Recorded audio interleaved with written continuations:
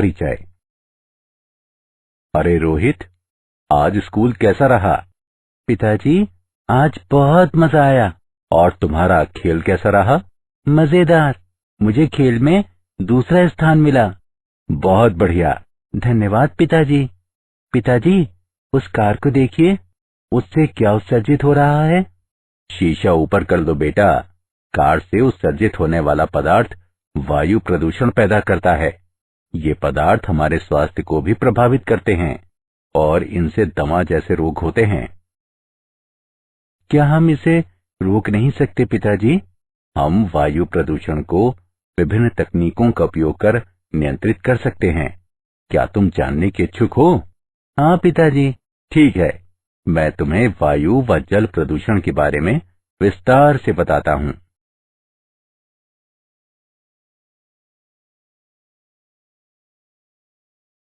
उद्देश्य। इस पाठ के अंत में आप निम्न करने में सक्षम हो जाएंगे। वायु प्रदूषण व इसके नियंत्रण की व्याख्या करना। दिल्ली में वाहनों से उत्पन्न वायु प्रदूषण की व्याख्या करना। ध्वनि प्रदूषण पर चर्चा करना। जल प्रदूषण और इसके नियंत्रण के बारे में वर्णन करना। एकीकृत अपशिष्ट जल उपचार के इस अध्ययन पर चर्चा करना। वायु प्रदूषण एवं इसका नियंत्रण।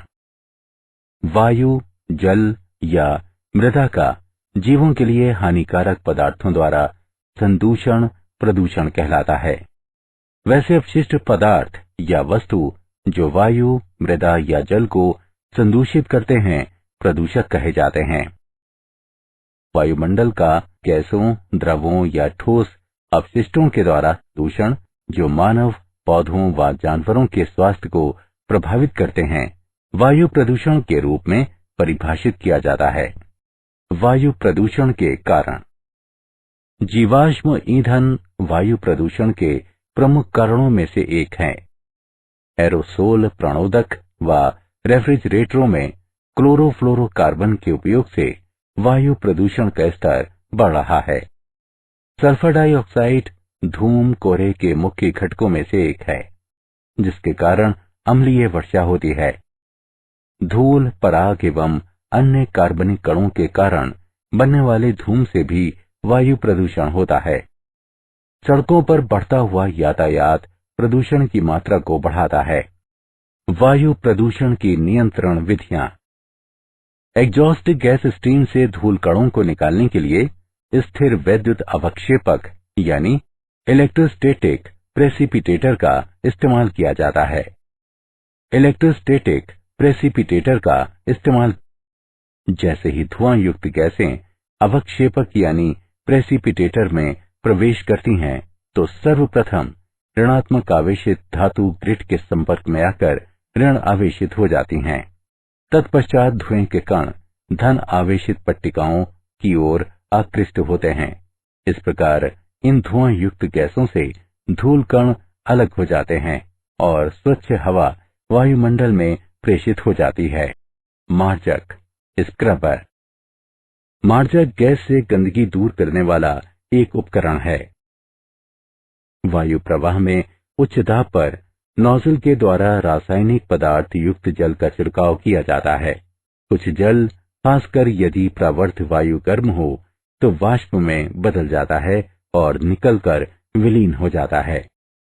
वाष्पित जल के स्थान पर स्वच्छ जल एवं रासायनिक पदार्थ डाले जाते हैं।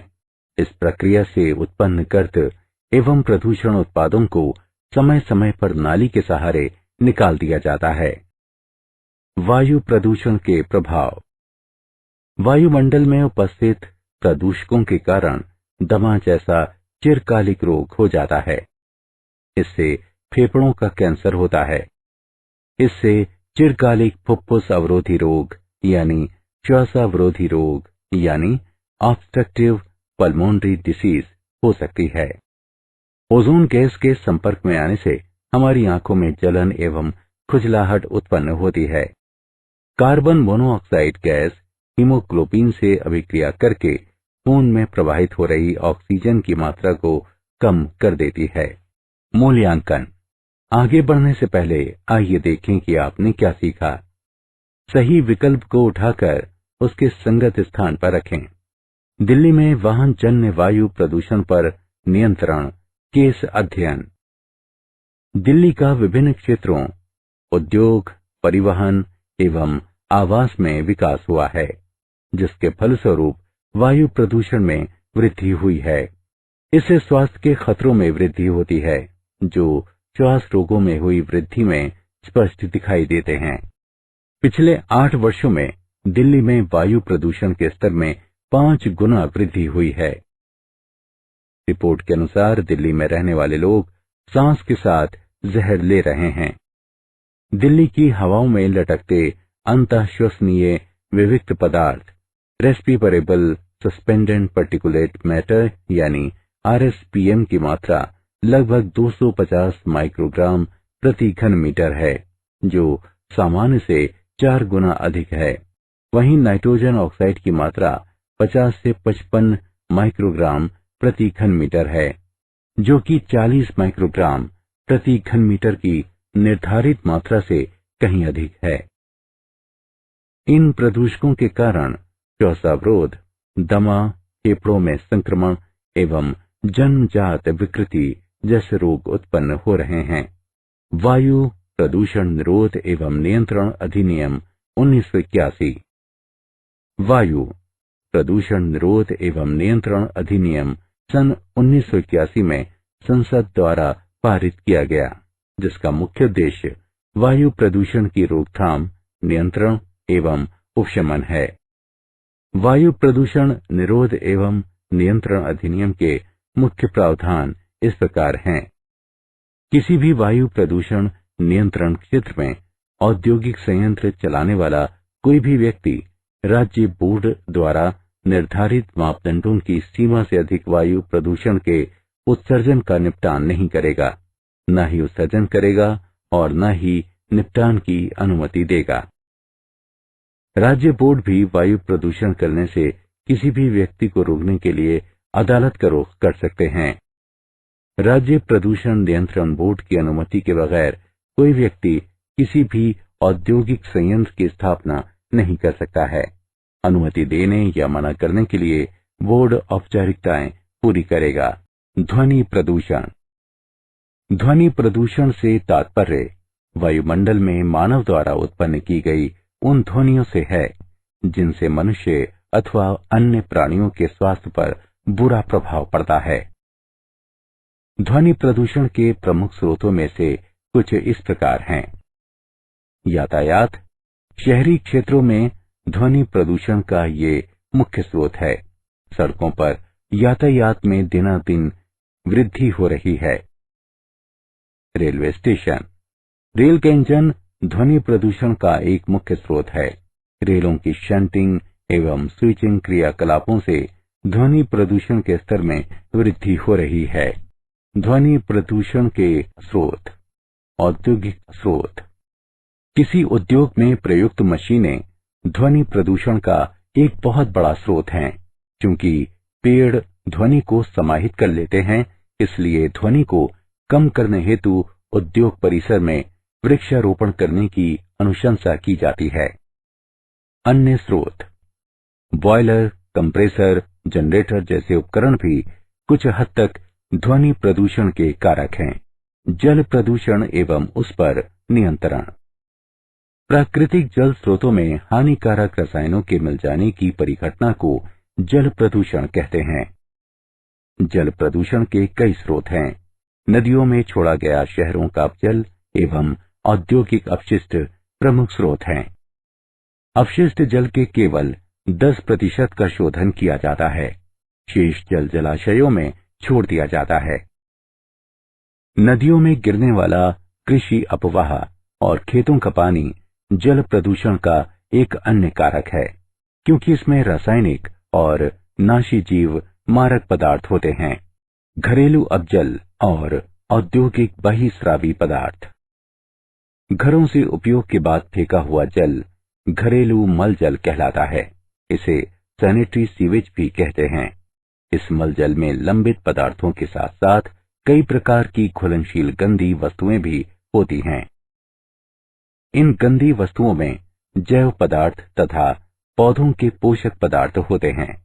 भोजन और सब्जी के अपशिष्ट इसके मुख्य जैव पदार्थ हैं और पादप पोषक पदार्थों का मुख्य स्रोत रासायनिक साबुन एवं वॉशिंग पाउडर इत्यादि हैं। घरेलू मलजल का निपटान एक गंभीर समस्या है। जैव रासायनिक ऑक्सीजन की आवश्यकता। सूक्ष्म जीवों द्वारा जैविक पदार्थ के अपघटन के लिए वांछित ऑक्सीजन की मात्रा को बायोकेमिकल ऑक्सीजन डिमांड या जैव रासायनिक ऑक्सीजन आवश्यकता कहते हैं। जैव रासायनिक ऑक्सीजन आवश्यकता की सहायता से उस जैव पदार्थ की मात्रा को मापा जाता है जो मलजल में अपघटित हो सकता है। ये मलजल शोधन संयंत्र के निर्माण का सर्वाधिक महत्वपूर्ण पैरामीटर है। घुलित ऑक्सीजन जल की गुणवत्ता के निर्धारण का एक महत्वपूर्ण कारक है। घुलित ऑक्सीजन की सांद्रता जितनी अधिक होगी, जल की गुणवत्ता उतनी ही अच्छी होगी। जैव आवर्धन। जैव आवर्धन यानी बायोमैग्निफिकेशन वह प्रक्रिया है जिसके द्वारा बृहद रूप से सांद्रित नाशी जीव मारक डाइक्लोरो डाइफेनाइल ट्राइक्लोरोएथीन यानी डीडीटी जैसे खास रासायनिक पदार्थों को आहार श्रृंखला के शीर्ष के प्राणियों को पहुंचाया जाता है।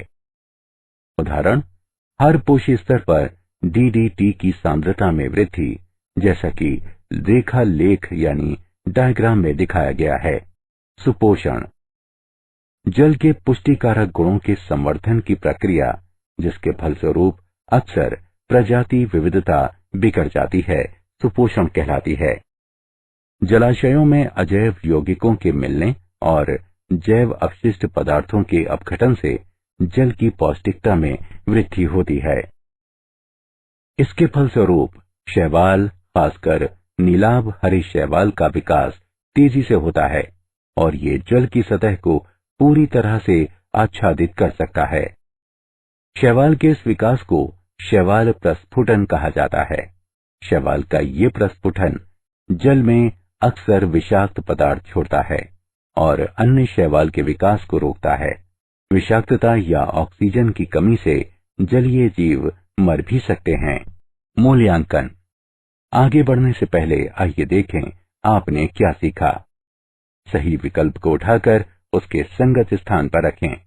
औद्योगिक बहिस्रावी पदार्थ। औद्योगिक बहिस्रावी पदार्थ औद्योगिक कार्यों के फलस्वरूप पैदा होने वाला अपजल है। औद्योगिक अपशिष्ट में जैव और अजैव दोनों पदार्थ होते हैं। जैव अपशिष्ट पदार्थों में नाशी जीवों के अवशेष, विलायक एवं साफ सफाई के तरल पदार्थ आते हैं। बहिस्रावी पदार्थों में अजैव अपशिष्ट पदार्थ हो सकते हैं, जैसे लवण जल और धातुएं। जल प्रदूषण के प्रभाव। प्रदूषित जल पीने, मनोरंजन, खेती और उद्योग के योग्य नहीं होता। ये झीलों और नदियों की सुंदरता को धूमिल करता है। संदूषित जल से जल जीवन का नाश होता है। उसके जीवों की प्रजनन क्षमता में कमी आती है। ये मानव स्वास्थ्य के लिए भी संकटप्रद है। एकीकृत अपशिष्ट जल उपचार केस अध्ययन। अपशिष्ट जल उपचार एकीकृत ढंग से किया जा सकता है। अपजल के शोधन से पर्यावरणीय प्रतिक्रियाएं होती हैं जो मानव कल्याण के लिए उचित नहीं है। अपजल शोधन के फलस्वरूप खेती के हरियाली वाले क्षेत्रों में सिंचाई, नगर के मनोरंजनार्थ बनी झीलों, गोल्फ के मैदानों आदि के लिए जरूरी पानी में कमी आती है। शब्द ह्यूमेन्योर का अर्थ मानव अपशिष्ट है, जिसका पुनर्चक्रण कृमि खाद निर्माण की विधियों से होता है और जिसका उपयोग बागवानी या खेती के कार्यों में किया जा सकता है। क्या आप जानते हैं 18 अक्टूबर सन 2012 को 14:36 पर कोलकाता से जारी रिपोर्ट में कहा गया है, पश्चिम बंगाल प्रदूषण नियंत्रण बोर्ड, जो 12 बुनियादी मानकों की निगरानी करता आ रहा है, के अनुसार पश्चिम बंगाल के नगरों में वायु की गुणवत्ता निर्धारित सीमाओं के भीतर है। ये मानक अंतःश्वसनीय विविक्त पदार्थ यानी RPM, PM10, PM 2.5 nitrogen dioxide, ammonia, carbon dioxide, benzene, ozone, benzopyrene, arsenic, सीसा एवं निकल थे और इनका मापन श्याम बाजार, बेहाला, बैरकपुर और दुर्गापुर के 4 निगरानी केंद्रों पर होता है। सारांश। आइए हमने जो कुछ सीखा है उसे संक्षेप में दोहराएं। सजीव प्राणियों के लिए हानिकारक पदार्थों के कारण वायु, जल और मिट्टी के होने वाले संदूषण को प्रदूषण कहा जाता है। मानव स्वास्थ्य और पेड़ पौधों तथा पशुओं के स्वास्थ्य को प्रभावित करने वाले गैसीय, द्रव या ठोस अपशिष्ट के कारण वायुमंडल के होने वाले संदूषण को वायु प्रदूषण कहा जाता है। स्थिर वैद्युत यानी इलेक्ट्रोस्टैटिक अवक्षेपक और मार्जक का उपयोग वायु प्रदूषण पर नियंत्रण के लिए किया जाता है। वायु प्रदूषण की रोकथाम, नियंत्रण एवं न्यूनीकरण के उद्देश्य से संसद ने वर्ष 1981 में वायु प्रदूषण निरोध एवं नियंत्रण अधिनियम लागू किया। ध्वनि प्रदूषण का अर्थ वातावरण में मनुष्य द्वारा उत्पन्न ध्वनियों के कारण होने वाला प्रदूषण है, जिसका प्रभाव मानव एवं पशु स्वास्थ्य पर पड़ता है। प्राकृतिक जलाशयों में हानिकारक रासायनिक पदार्थों के मिलने से उत्पन्न प्रदूषण को जल प्रदूषण कहा जाता है। मुख्य स्रोत नगर अवजल और औद्योगिक कचरा हैं। अवजल के जैव पदार्थों को नष्ट करने हेतु सूक्ष्म जीवों के लिए आवश्यक ऑक्सीजन की मात्रा ऑक्सीजन की मांग कहलाती है। जैव आवर्धन यानी बायोमैग्निफिकेशन वह प्रक्रिया है जिसके द्वारा बृहद रूप से सांद्रित नाशी जीव मारक डाइक्लोरो डाइफिनाइल ट्राइक्लोरोएथीन यानी डीडीटी जैसे खास रासायनिक पदार्थों को आहार श्रृंखला के शीर्ष के प्राणियों को पहुंचाया जाता है।